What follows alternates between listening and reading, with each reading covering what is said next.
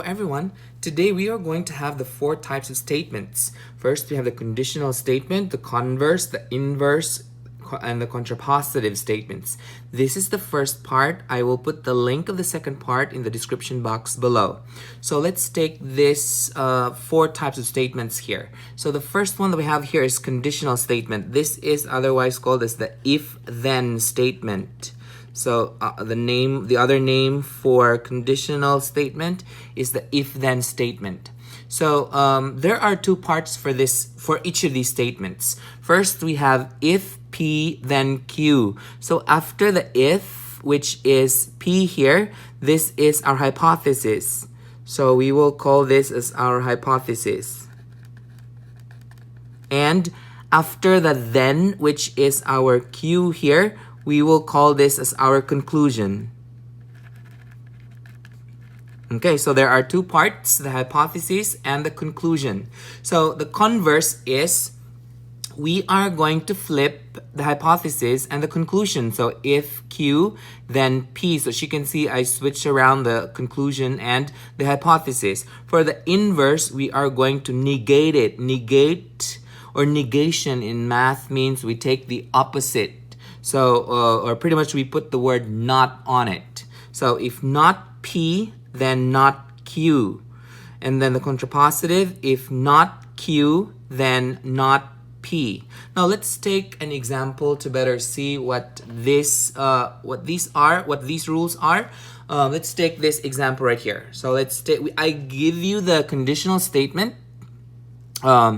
If Gwen graduates high school, then Gwen has all the math credits. So let's determine first which one's the hypothesis and which one's the conclusion. So this part right here, Gwen graduates high school, is our hypothesis. And the statement after the then, which is Gwen has all the math credits, is our conclusion.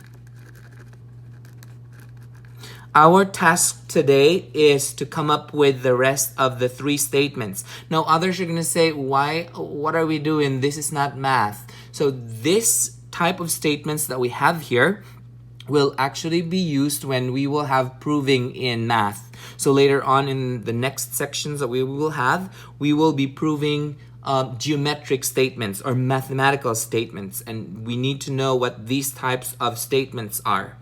Okay, and at this part or the first part, we are doing just the real life statements. The second part is actually math statements that we try to come up with four statements. Okay, so let's have the converse. So the converse says that we are going to the conclusion will become the hypothesis, and the hypothesis will become the conclusion. So pretty much this red lines here is gonna get switched. So if Gwen has all the math credits, then Gwen graduates high school. Okay, so let's look at each of these statements. So the conditional statement is actually true. This is true. You can never graduate high school if you have not completed your requirements. So this statement right here is true. What about the converse? Is the converse true or is this false? If Gwen has all the math credits, then Gwen graduates high school. What about if Gwen does not have credit in English? Can she graduate high school? So this statement, graduating high school, does not mean you have all the math credits with you. It can be like you miss some credits in English. So this is not necessarily true. So this is not necessarily true. So I'll take that as false. Now let's take the inverse. So the inverse is if not P. Again, our P here is if Gwen graduates is our P. So we can go ahead and rewrite the inverse as if. So I'm going to use blue for this. So if Gwen we put not on it. So if Gwen does not graduate high school,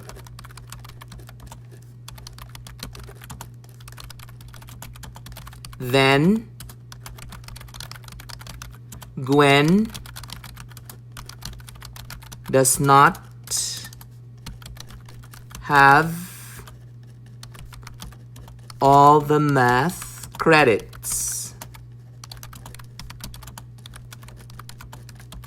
Okay, so what I did was, since we say if not P, then not Q. This is our P. So this is our P, so we can label this as our P right here. And this is our Q. So that means if not P, so if not P means if Gwen does not graduate high school, then not Q. Then that means Gwen does not have all the math credit. Is this necessarily true? If Gwen does not graduate high school, then Gwen does not have all the math credits.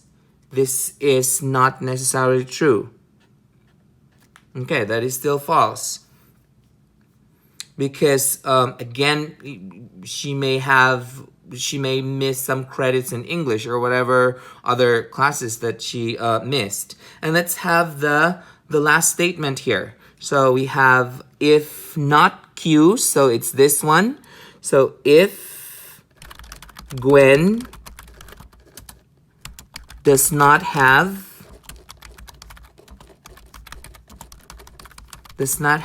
all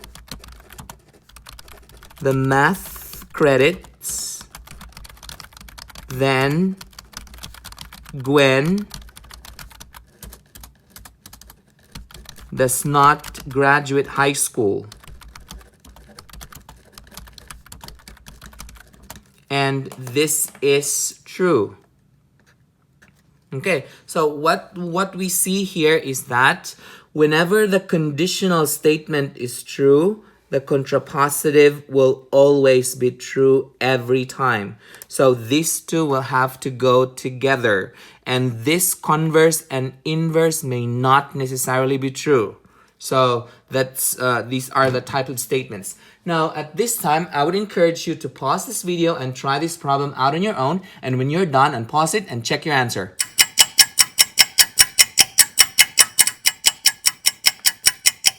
Okay, so let's go over this. If Joril lives in San Francisco, then Joril lives in California. So let's label the parts here. So Joril lives in San Francisco is our hypothesis. This is our P. And then Joril lives in California is our Q.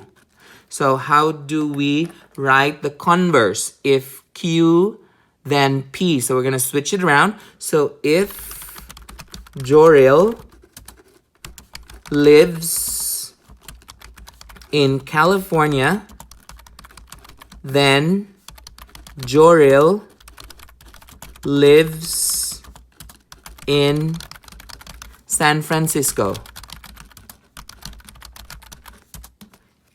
This statement, by the way, is we take the conditional statement as true. So that is true. Is the second statement true? If Joril lives in California, then Joril lives in San Francisco. This is false. This is not true. It does not mean that if Joril lives in California, he lives in San Francisco, because Joril can live in LA. He can live in San Diego, or he can live in Sacramento. So this is false.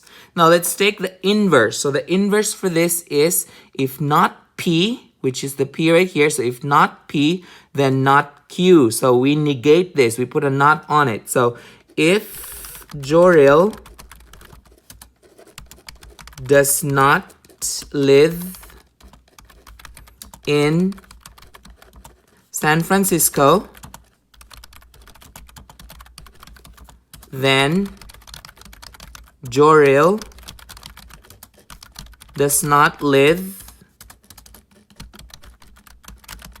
in California. So is this true or false? This is false, because again, if Jorel can live in LA, can live in Sacramento, can live in Fresno, there's like a lot of cities in California. It doesn't have to be in San Francisco. So that is false.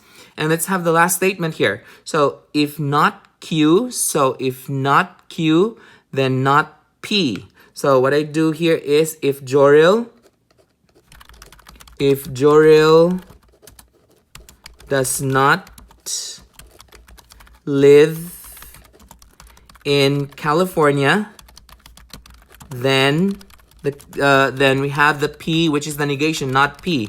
Then Jorel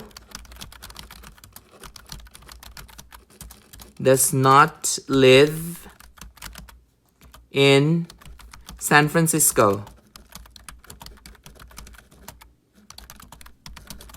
And this is true.